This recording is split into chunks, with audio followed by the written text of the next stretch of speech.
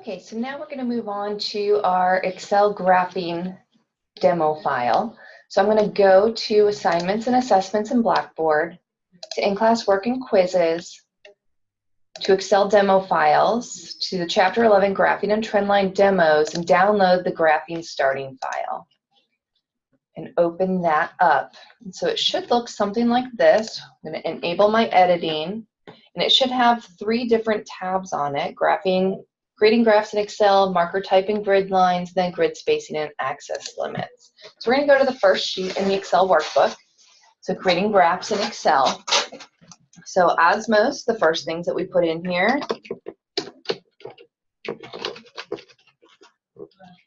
our name,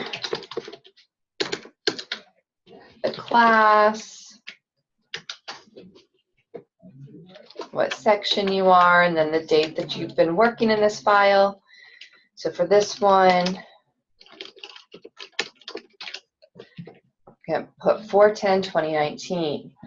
So we're going to first start with our first plot, and this is all experimental data here. So we are working with a single data series, and then we've got a second plot that we're going to create that has multiple data series with 2 separate tanks.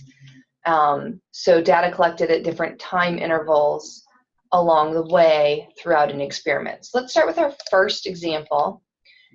And so I'm going to grab the data that I want to plot. So I'm going to grab both the time and volume values out of my sheet. And at the top, I'm going to go to the Insert tab. I'm going to find the charts, and I'm going to select the scatter plot with data points. And so it should pop up a single chart here. And immediately I'm going to take out my chart title. And so my plot has values here on the ordinate. It's got values on my abscissa. And so now I need to start adding chart elements. And so if I go to this plus symbol here, I can add chart elements here, or I can go up to the very top under Chart Tools Design and go to Add Chart Element here. So I can add my primary horizontal axis title. I can also add my primary vertical axis title. I've already got major grid lines, but maybe I want my minor grid lines. So I can interpret these data points that fall between, because these are pretty large increments here for major grid lines on my abscissa. And then we're going to come in and we're going to start editing everything. So if I click on this horizontal axis title, I can highlight this axis title. So this represents time, T, in minutes. And so I can highlight and edit that, and then click out of there. Or I can come up, once I've highlighted this, I can also type this in, time,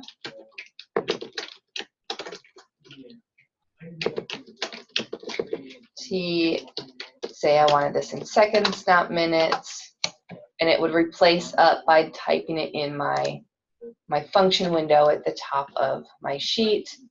Or the third way I can do this, and probably the easiest way, if you've already got your titles in a box in my spreadsheet. So here I've got time T in minutes and volume V gallons.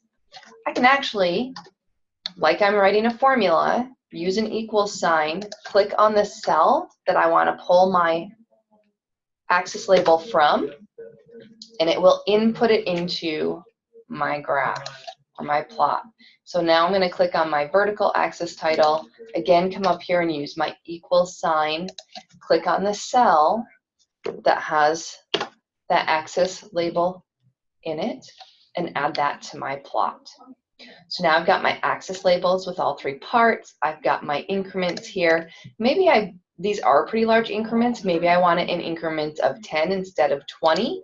I can come in here and say Format Axis, and I'm going to get an editing window over to the right-hand side of my Excel spreadsheet.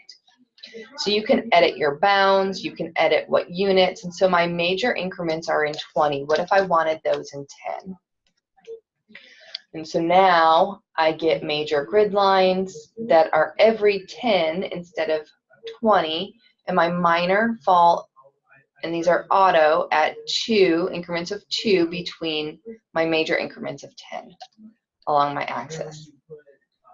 The other thing that we notice here is that we've got a decimal place that is 0 because this is linked to our data, and our data has 19.0, 17.0, 15.5, so it's got a decimal place here. But on our plot, the decimal place is not necessary. So if we come back over to our editing window on the right-hand side, when we click on the little bar icon, so this is our axis options where our bounds and our units are set, where we can indicate where we want our horizontal axis to cross, what type of units we want displayed, tick marks, labels, and so on. I'm going to come down here to numbers, and I'm going to change this because right now it's in a category of a number format. I'm going to do 0 decimal places and hit enter. And so now I get integer values on my ordinate axis or my vertical axis in my plot. And now that I've done all of my editing, I'm going to move my chart onto its own sheet.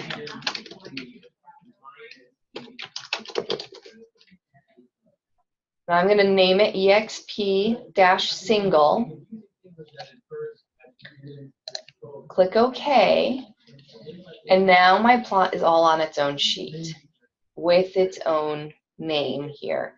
So now I can start making these much larger. And what you're going to want to do is edit your text and your markers to be larger on your graph. So if you're to export this into a report, you can actually view it. Because normally your charts in a report are going to be about 2 inches by 3 inches. And if we were to export this and put it into a Word document, you're not going to be able to read your axis labels or your values on your axis or really see your marker points. And so we want to increase the size of everything that on our plot. So here I've got I clicked on one of my markers in my data series. So it highlighted all of them. And I've got my editing window over here, and I'm going to go to the marker. And under marker options, I'm going to expand this menu. And right now it's using a built-in type of a circle. I'm going to change this to diamonds. And I'm going to increase my size to 12. And then for my fill, I'm going to do a solid fill, and I'm going to make this a darker blue. So I'm going to go to the darkest blue in the line of where it came from. Maybe 12 isn't large enough, so I'm going to go to a size of 14 so that my markers really show up on my plot here. And so I've edited both the fill on my marker and the border on my marker so that they stand out on my chart. And then I'm going to come in here and I'm going to edit the font size for my values and my label. And to do this, you can go to Format Axis and change your font here. So our size here, I can say I want it in a size 12, or I can come up to the very top of my Excel spreadsheet, go to the Home tab, and again, you've got the font options up here. So maybe I want this in a font size of 14. I'm going to make my labels in a font size of 18. So I'm going to come here and edit all of these and increase my font size. So you usually want your numbers to be about 2 options smaller than the font size of your labels so that your labels really stand out. You can also bold your labels so that they stand out on your plot. And so we have a properly plotted single experimental data series here in our first graph. So now let's go back and add in or create a second plot or second graph with our multiple data series. So here we've got 2 different tanks. So I'm going to grab my first data series go to the Insert tab at the top of Excel, find my scatter plot, and get rid of my chart title. But now I want to come in here, now that I've got one data series in here, I want to add a second data series. So I'm just going to click in my window and right click and say select data, or I can come up to my Chart Tools Design tab and say select data from the icon up top. And so here I can add a data series. I can name this data series. So in this case, I'm going to say this is tank number 2. And then I'm going to select my X values, which is my corresponding time, which goes from cell B14 through H14. Click on that little icon at the right to get back to my editing window. Click on the Y values, or my ordinate values. And then I'm going to highlight the volumes associated with my times for that data series and click OK. So now I've got both of my data series on a single plot. Here, I'm going to come into click on Series 1, and I'm going to edit this, and I'm going to say tank number 1, so that my data series now has a name, so that when I go to add my legend, I have my names already indicated in my data series here. So now I'm going to start adding my chart elements. So I'm going to add my axis titles, I'm going to add my legend, and I'm going to add both my minor horizontal and vertical grid lines for my data series. Okay, and so now I can start to come in here and edit this. Before I start editing, I'm going to move this off. So I'm going to right click and say move chart to a new sheet, and this is going to be EXP multi, because we have 2 data series here. And now I have my my plot, which has all of its correct features, and now we're going to come in and edit everything that we have here. So I'm going to first edit, because I want my data series to really expand across the whole screen.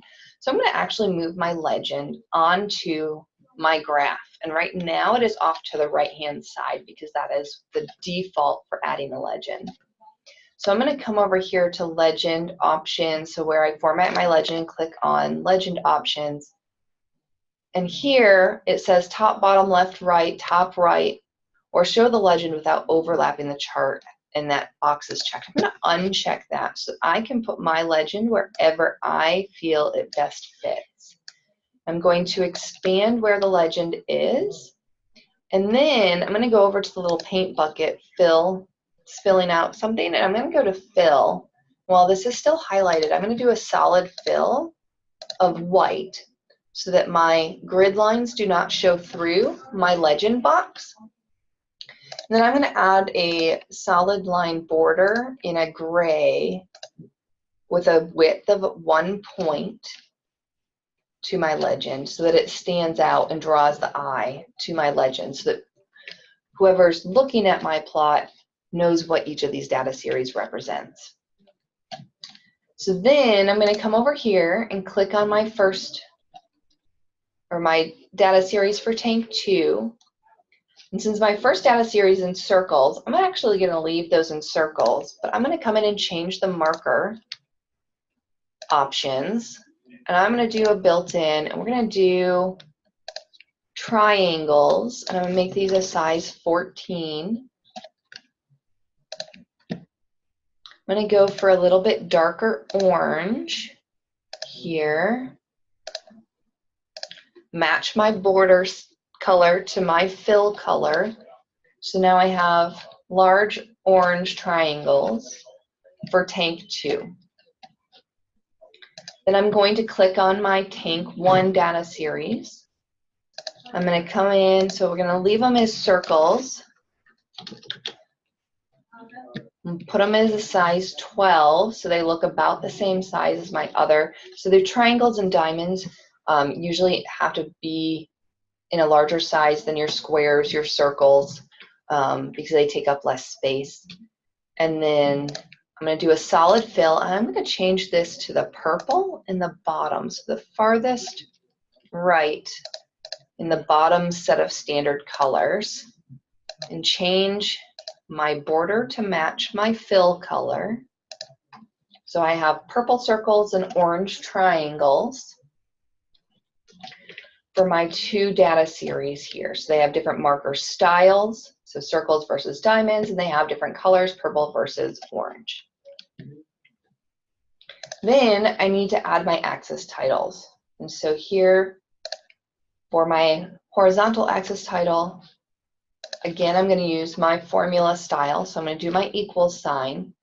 I'm going to click back into the sheet where I got my data from and pull time, t, and minutes from cell A11 and hit enter.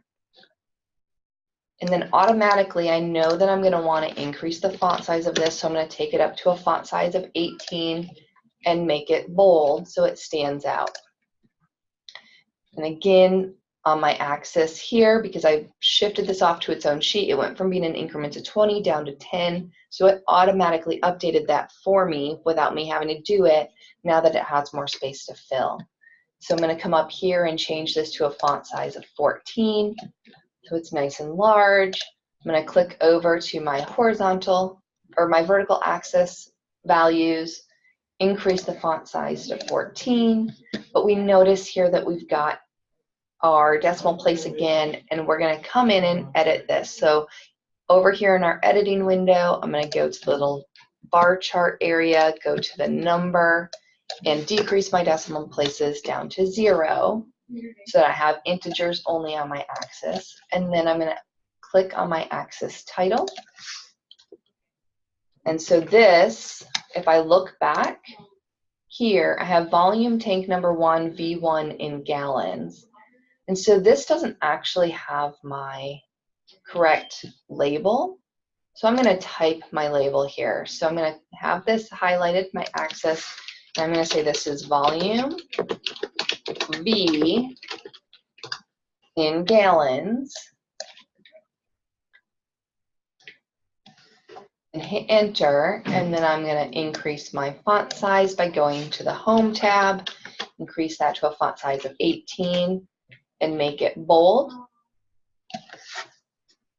And then the last thing I'm going to do here, now that I've got my major and minor grid lines, my different data series and marker style and color, I've got my axis labels that are bolded in a large font size, my values on my axis that are in a larger font size, the last thing we need to do is to finish editing our legend over here. And so again, I'm going to take this up to a size 16 font size for our legend labels, so they're nice and large and readable,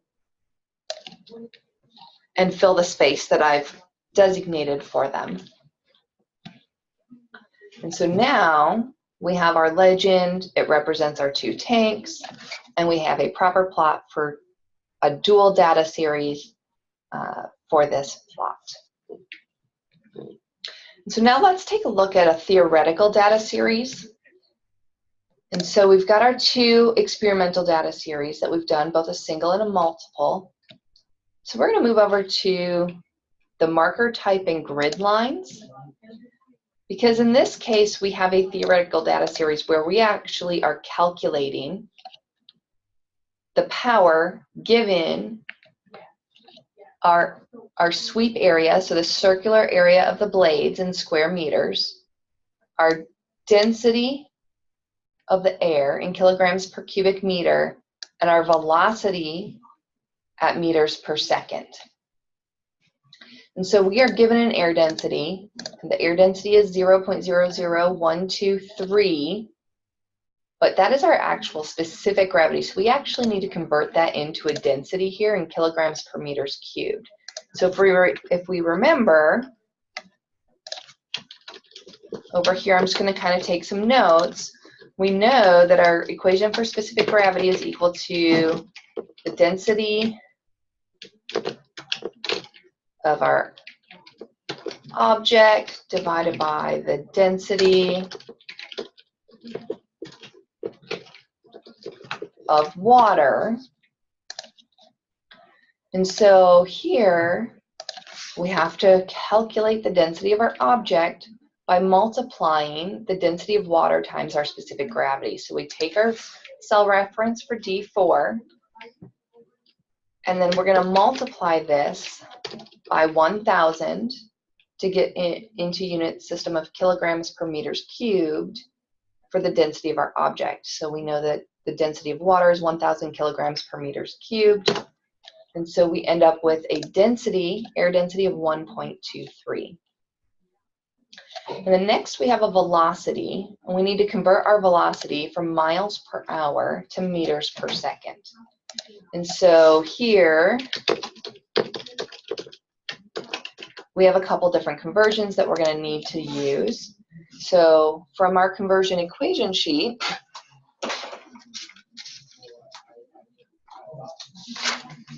we know that in 1 kilometer, that is equal to 0.621 miles. We also know that there are 1,000 meters in 1 kilometer. We know that we have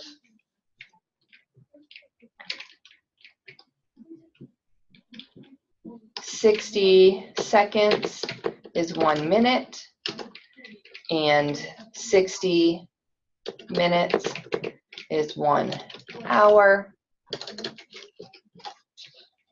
Or you could just say that 3,600 seconds is equal to 1 hour. So we could use either of these two combined, so by multiplying the two of them, or our 3,600 seconds is 1 hour.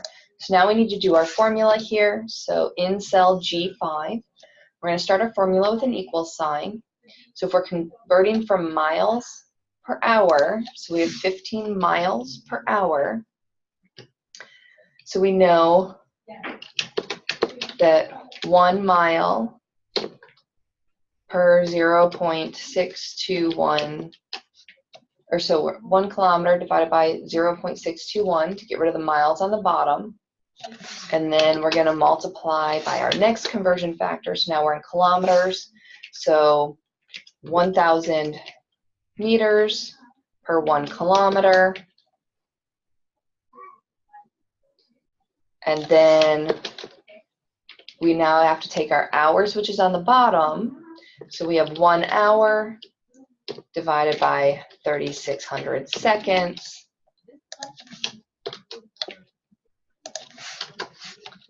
So we end up with 7 meters per second is equivalent to 15 miles per hour. We could see, in reality, this measures out at 6.71 meters per second. We are just rounding this value up to 7 if we are using no decimal places. So here we were given experimental data. But in reality, we want to calculate this. So I'm going to copy these values down into cell A19. And I'm going to start with a diameter of 0.50. And then I'm going to increment this. And so I'm going to say that my increment, so I'm going to use a formula to increment my values. So 0.5 plus, and we're going to go increments of 0.25. And then I can drag that across so that I've now incremented my data series, and I can always change those increments. And then I'm going to calculate my power given my equation here. And so if I'm calculating my power, my formula is 1/2 times my A, which is the area, so the sweep area or circular area of the blades in square meters. So if we have a diameter, what is our area of our blade? And so we can represent our area. So right now I'm just going to leave that as 0.5. So again, over here we've got some notes. So our area of a circle is pi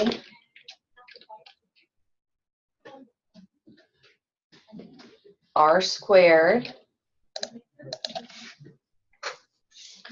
according to our conversion equation sheet. And so we can take, and we know that our radius is equal to 0.5 times our diameter, or 2 radius is equal to 1 diameter. You can represent it either way. So now we need to come back into our formula, multiply by pi, and then our r. So if this is our r, we want our diameter divided by 2 squared. And then we're going to multiply by our air density, which is located in cell G4, and then multiply by our velocity cubed, which is in G5. So I'm going to raise that to the 3rd power.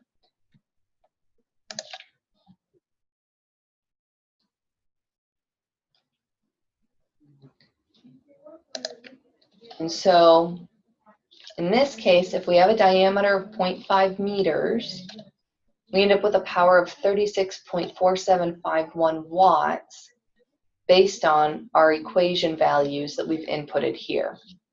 So if we have square meters, kilograms per meter cubed, and meters per second, and that is cubed, then we should end up with watts as our units for power. So now we could take this formula and we could expand that to coordinate with each of our different diameter values here. But because I forgot my cell references, so B19, that one is fine because we're using a relative reference. We aren't filling in a whole sheet. But our G4 and G5 need to be absolute cell references for the values that we're using for our data inputs. So we can expand that out based on our diameter in meters.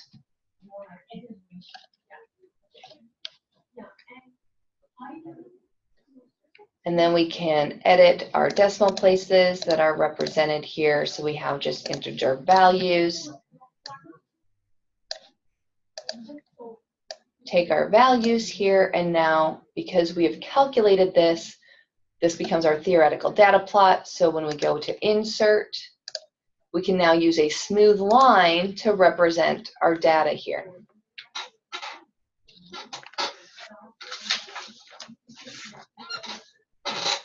And so in this case, we remove our chart title, we add our chart elements for our axis labels, have our minor horizontal and vertical grid lines added, and because it's a single data series, we don't need our legend. So I'm going to come in here and add our axis title. So this is diameter in meters and power P in watts.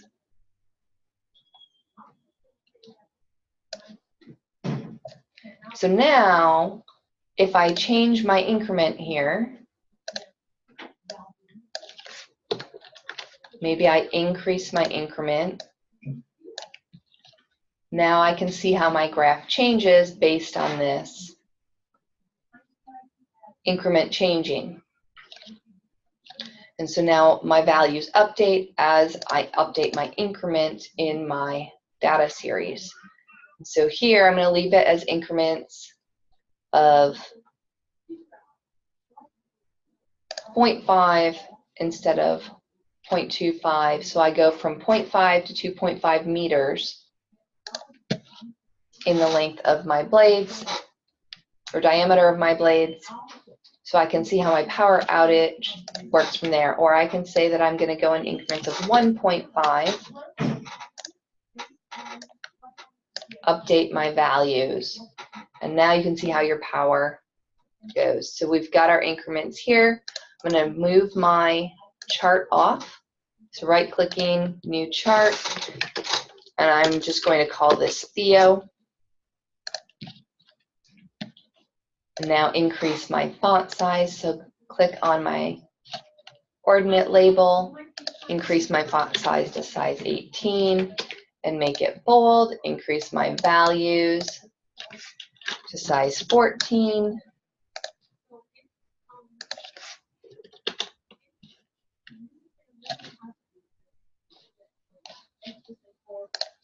Increase my abscissa label to 18 and make it bold. And then here I want to make my line thicker so that it really stands out on my graph if I were to move this off my sheet. So I'm going to come over to format my data series, and I'm using a solid line. It automatically goes blue. I'm going to go with a dark navy blue, and I'm going to increase my line width to 4. And maybe I want to represent this with a double dot and dash for my data series. And so now I have a properly plotted theoretical graph representing the power based on the changing diameter of my blades for my windmill. And so here we're going to stop. So this is all you're going to complete for your demo file. I will make another video to go over the last sheet in this, but that is not required for points for your demo file.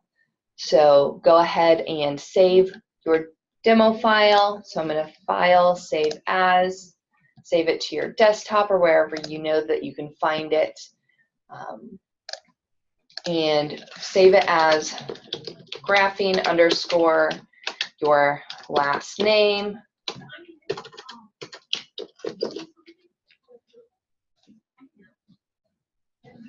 And if you have completed this, you can go ahead and upload this one to the link. I will make sure that there are multiple submissions so that when we finish the trend line one, you can also add that spreadsheet as well. So we will stop here for this video.